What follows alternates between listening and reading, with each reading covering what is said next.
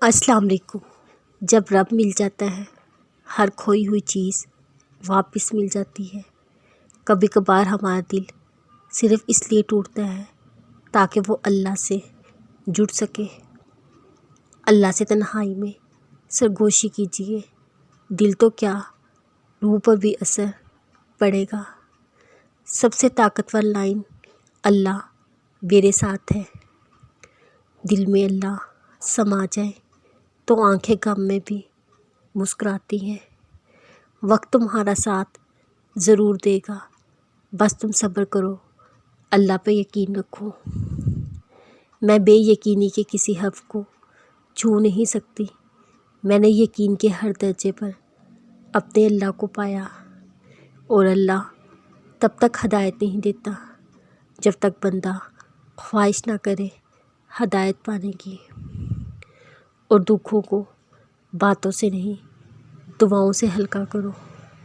کوئی خواہش ادھوری نہیں رہتی جب انسان سمجھ جاتا ہے تھامنے والا اللہ ہے۔ اگر التجائیں رد ہونی ہوتی اللہ کبھی نہ فرماتا مجھ سے مانگو میں دوں گا۔ تم ایمان تو رکھو اللہ پر، وہ بہتر لے کر بہترین دیتا ہے۔ تہجد پڑھتے وقت ایسا محسوس ہوتا ہے جیسے میرا رب صرف مجھے ہی سن رہا ہے۔ اللہ جب کسی کی مدد کرنے پر آتا ہے تو نہ ہونے سے ہونے کو پیدا کر دیتا ہے۔ اللہ کی آواز سننے کی پریکٹس کرنی چاہیے۔ جو شخص اللہ کی آواز کے ساتھ دل ملا لیتا ہے اسے کسی اور کی ضرورت نہیں رہتی۔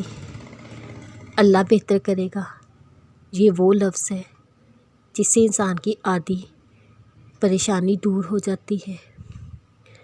اللہ پر بھروسہ ہے، وہ میرا وہ دوست ہے جو مجھے کبھی تنہا نہیں چھوڑے گا۔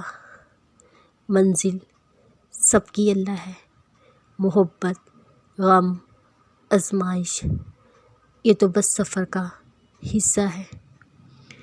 بے سکونی بڑھ جائے عبادت کا وقت بڑھا دے، اللہ سے باتیں کرے، اپنے دکھ کا مناوا اسی سے مانگے۔ وہ رحیم کریم ہے، ہر چیز ادھوری ہے، مکمل بس اللہ تعالیٰ کی ذات ہے۔ اسی سے مانگے وہ دے گا اور ضرور دے گا انشاءاللہ۔